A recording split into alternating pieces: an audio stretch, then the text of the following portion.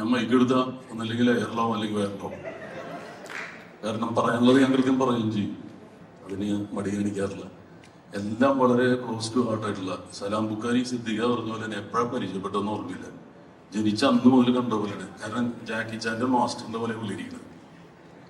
അപ്പോൾ മലയാള സിനിമയുടെയും മാസ്റ്ററായി മാറട്ടെ. എല്ലാവരും അടുത്താണ്.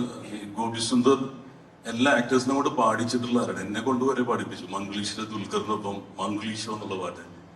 പിന്നെ സിദ്ദിഖ എൻ്റെ അഭിനയത്തില് ചിലവരെ ഞാനിങ്ങനെ കാണുന്നവരുണ്ട് ഗുരുക്കന്മാരായിട്ട്. എല്ലാ സിനിമ ഇറങ്ങിയാലും ആകെ ഒരു സ്റ്റാറിനെയും വിളിക്കാറില്ല, സിദ്ദിഖേനെ വിളിക്കാറില്ല, വേറെ ആരും വിളിച്ച് പറയാറില്ല. അൻവർ റഷീദും അമൽ എന്നൊക്കെ പറഞ്ഞാല് മഹാരാജാസ് കോളേജാണ് ഞങ്ങള്. രണ്ട് ധ്രുവങ്ങളിലായിരുന്നു, രണ്ട് രാഷ്ട്രീയ പാർട്ടികളിലായിരുന്നു. പക്ഷെ യൂണിവേഴ്സിറ്റി കോമ്പറ്റീഷന് ഒരുമിച്ച് പോയിട്ട് മത്സരിച്ച് ഈ അടുത്ത് വൈറലായിരുന്നു. അമലിന്റെ ഫോട്ടോഗ്രാഫിയില് ഫസ്റ്റ് കിട്ടിയത്, ഞാൻ മിമിക്രിയിലൊക്കെ പ്രൈസ് കിട്ടിയത്. ജോജു എന്ന് പറഞ്ഞാൽ ഞങ്ങൾ കഷ്ടപ്പെട്ട കാലഘട്ടത്തിൽ ഇഷ്ടപ്പെട്ട് ജീവിച്ച ഒരുമിച്ച് കണ്ടുപിടിച്ചിട്ടുള്ള ആൾക്കാരാണ്. പട്ടാളം എന്ന് പറഞ്ഞ സിനിമയിലൂടെയാണ്.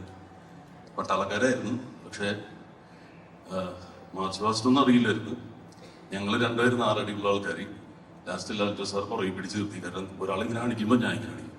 ഒരു ബന്ധമില്ല. ഞാൻ മിലിറ്ററി അല്ല മിമിക്രി എന്ന് അന്ന് പറഞ്ഞത്. അപ്പൊ എല്ലാവരും അടുത്ത ആൾക്കാരാണ്. സലാം ബുഖാരിക്ക് എല്ലാ വിശ്വസിച്ചായിരുന്നു. മ്യൂസിക് ഭയങ്കര മ്യൂസിക്കായിട്ട് ബാസി പോയത്. ബാസി ഉണ്ട്, അയ്യോ മൈ ബ്രദർ. അപ്പൊ മ്യൂസിക്കായിട്ട് ഞങ്ങൾ കൂടിയിട്ടുണ്ട്. സിനിമയിൽ അഭിനയിച്ചിട്ടുണ്ട്, പാടിയിട്ടുണ്ട്.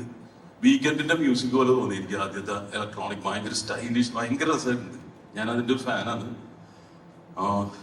ഇതാരാന്നുള്ളത് എനിക്ക് തോന്നുന്നു മാത്യു തന്നെ ആയിരിക്കും. വുൾവറിൻ, മലയാളത്തിന്റെ ഒരു വുൾവറിനായിട്ട് മാറട്ടെ. അപ്പൊ all the best, God bless. ഒരാളുടെ മെസ്സേജും കൂടി അറിയിക്കാൻ പറഞ്ഞു. അനിൽ രാധാകൃഷ്ണൻ വേണം.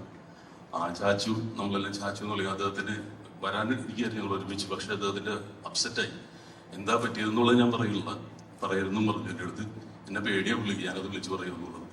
ചെറിയൊരു ഹെൽത്തിന്റെ ഇഷ്യൂ ഉള്ളൂ. അപ്പൊ all the best, God bless. ഇൻഷാല്ലാ നന്നായിട്ട് വരട്ടെ. സലാം ബുഖാരി. ഞാൻ ഒരു കഥയും കൂടി പറഞ്ഞോട്ടെ. കാരണം എന്നെ സിനിമയിലേക്ക് കയറാനുള്ളൊരു കാരണം അൻവർ റഷീദാണ്. കാരണം എന്നെ ബോഡി ഡബിളായിട്ട് മമ്മൂക്കയുടെ നന്തമ്പിയിൽ എന്നെ വിളിച്ചു.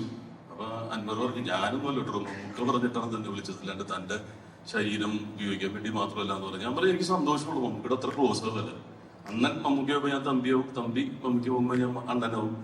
അങ്ങനെ ഫ്രണ്ടില് മമ്മൂക്ക നിൽക്കുന്ന ഒരു ഷോട്ടില് അന്ന് അസോസിയേറ്റ് ആണ് സലാം ബുഖാരി. അവിടെ നിന്ന് ചിരിക്കേണ്ടത്. എന്തായാലും നല്ലൊരു കഥ ഇവർക്ക് കിട്ടുമല്ലോ. അപ്പോ സുരാജിന്റെ മോനാണ് കൊച്ചായിട്ട് അഭിനയിക്കുന്നത്. അപ്പൊ ഈ ഒരു ചീപ്പ് കൊടുത്ത് കരയാണ്ടിരിക്കാൻ ടേക്കാണെന്ന് പറഞ്ഞപ്പോ ബുക്കാരി അത് തിരിച്ചു മേടിച്ചു. മമ്മൂക്ക ഇംഗ്ലീഷിലും മലയാളത്തിലും നല്ല ചീത്ത പറയും. അപ്പൊ ഞാനും അതേപോലത്തെ ഡ്രസ് ഇട്ടിട്ട് ബാക്കിലേക്ക് പോയി. കാരണം ചീത്ത പറയാണ്. പുള്ളി അവിടെ നിന്ന് ചീത്തം കേട്ട് ഓടി ബാക്കിൽ വന്ന് നോക്കുമ്പോ എന്റെ ഇവിടെയാണ് കാണുന്നത്. കാരണം മമ്മൂക്ക ചീത്ത പറഞ്ഞിട്ട് 1 കിലോമീറ്റർ ഓടി എത്തിയപ്പോ അവിടെ വേറെ അതേപോലത്തെ ഒരു ഡ്രസ് ഇട്ട് കളിക്കാൻ പറഞ്ഞിട്ട് അന്ന് കിളി പോയതാ. അതാണ് കുറച്ച് വൈകിയത് സിനിമ എടുക്കാൻ. പക്ഷെ അദ്ദേഹത്തിന്റെ ആദ്യത്തെ സിനിമയിൽ ഞാനുണ്ടായിരുന്നു. ദുൽഖറിനോടൊപ്പമുള്ള ക്യാരക്ടറാണ്. പക്ഷെ ആദ്യ സിനിമ മുടങ്ങുന്നത് നല്ലതാണ്. അൻവറായിരുന്നു എന്റെ പ്രൊഡ്യൂസർ. പക്ഷെ അത് നടന്നില്ല. ഇത് ഫസ്റ്റ് ഫിലിമായി. ഇനി നമുക്കത് സെക്കൻഡ് ഫിലിം ആയിട്ടാ അല്ലെ? അത് സെക്കൻഡ് ഫിലിമായിട്ട് വരട്ടെ. കാരണം ഒരുപാട് ഞാൻ പ്രതീക്ഷിച്ചിട്ടുണ്ട്.